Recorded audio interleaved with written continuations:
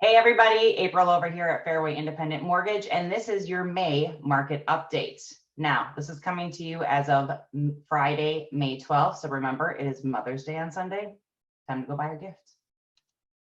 The main thing we're going to talk about today is foreclosures and inventory. If you've noticed lately, if you notice lately in the news and headlines, they always are doom and gloom, like we've talked about numerous times in the past. But they are continually having headlines in relation to foreclosures being up, on a rise. If you can tell, since 2017, we have been thousands and thousands and thousands of inventory below what is typical for foreclosures. But in 2022, we are higher, or it is on the rise, as you would say it, since 2021. But just make a note here, we are still a good 273,000 properties short of what the normal average is for foreclosures. So let your clients know, unfortunately, that is not probably a concern that they need to have.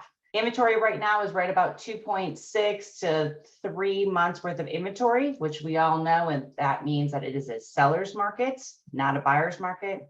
We've been in a seller's market for quite some time here, and quite frankly, probably will be in the seller's market for at least a few more years. As we all know, inventory is not going to change overnight. This is just one more little graph to show you in relation to the foreclosure filings. This is going all the way back to 2005. If you can tell, I like my linear graphs. It shows up, obviously, we all know it was really high in 08. Once again, though, it has drastically dropped down since then, and it remaining below 100,000 units or under on a typical quarter, which is actually really good. The thing to talk about, though, in the market of what is probably going on is going to be that they are predicting a mild recession should be later on this year, and it should last for about 2 years. So if a recession occurs, what does that really mean in our market? Like, what should we be concerned about? Pros of that is that hopefully competition may go down a little bit, but the reason competition is going down is in relation to the con of a lot of people are leery about buying a new home or maybe put their home purchase on hold due to economic uncertainty, and they just want to make sure they don't make any large shifts. What some people think, though, is that when a recession occurs, it means that all of the listing prices or purchase prices on a home are going to drop. And that is actually not the case. This is a great slide to show you every single recession we've had since 1980, and outside of 2008, which was a total anomaly of any other normal economic crisis that we had, the purchase prices actually continue to go up. Once again, inventory is low, competition is high. So even if some of the buyers fall off, there are plenty more out there to keep us on a good trajectory of consistent, solid appreciation on any home purchase, which is a good sign for those that just purchased, right? You're gonna be making that money. The positive thing, though, which definitely impacts my side of life with being the mortgage lender, is that traditionally during a recession, the Fed will go ahead and they will lower interest rates. The reason they lower the interest rates is to create an incentive for people to get out there, spend money, spike up the economy again, which is what we have been hearing by all the economists. Whether there is or isn't a recession, this is going to give you the history of, once again, every recession we've had that shows interest rates have always fallen when a recession occurs. But beyond the recession, the prediction is that we are going to finally see the fives again coming over in the next year.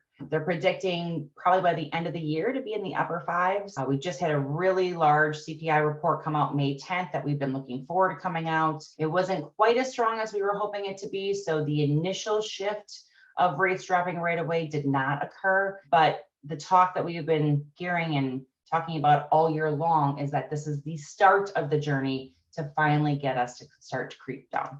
This is just an idea to give you the inventory level, which, as if my agents are watching this, you're very well aware that we're short the inventory. But for any of my clients that are looking at this, here is a graph that shows you where the inventory on all total sales, so new construction and existing homes, have been over the last year. We know 2021 was a really strong year. That's this light gray. Then we had 22, which is still pretty much just as strong on a monthly basis. But if you can tell, in 2023, with our dark blue, we are dropped down quite a bit. We're talking hundreds of thousands of houses less in sales on a monthly basis than the last 2 previous years. Now, we only have the first 3 months history right now, and for a lot of the places in the United States that are seasonal, that's going to start to kick in. I think we've already seen right now come May, June, July, it has definitely improved as far as more homes available. Once again, though, unfortunately, the competition is still strong.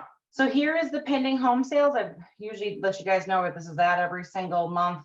We are once again still really below what is normally the historic healthy level of having homes available. But good or bad news, it's the same no matter where you are in the country. So whether you're on the east side, the west side, north, south, everyone is struggling with the inventory. So moving to another state isn't going to help you. On a positive note, though, let's end this positively. Here is a slide of the United States. The last few months, this entire country has been in the orange zone, where it has been around negative 15% worth of inventory. I'm very happy to see that there is a lot of blue in the country and more than the orange. So May, I think, will be a really good month to see how the reports come out of us finally getting back up there. Either way, current appreciation is at 3.1%. Once again, winter months kind of slowed things down, but now that we are kicking off strong and seeing a lot of homes coming in above list again, they're forecasting a good 4.6% worth of appreciation on a monthly basis. But I have a feeling we're going to see that go even higher when we start to get the reports at the end of the year, once we factor in the summer months of properties going above what they were listed for. So recap. Don't worry about foreclosures. We're just fine. Very low. Inventory is still very low and will probably be there for quite some time. There is no better time to buy a home, because the only thing you're going to miss out if you wait is the appreciation and building wealth with that value that you will going to earn. Rates will get a little bit better, but you guys, if they get better in a year, we can always refinance. So don't let that deter you.